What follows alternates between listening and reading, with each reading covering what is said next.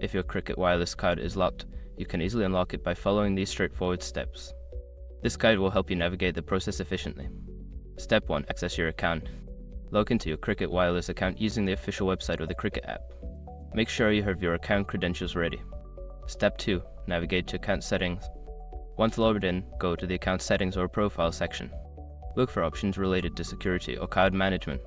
Step 3. Find Locked Card option. In the Account Settings, locate the section that mentions your card status. There should be an option indicating that your card is locked.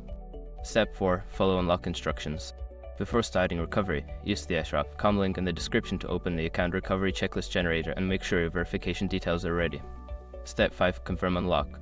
After successfully verifying your identity, confirm the unlock request. You should receive a notification that your card has been unlocked.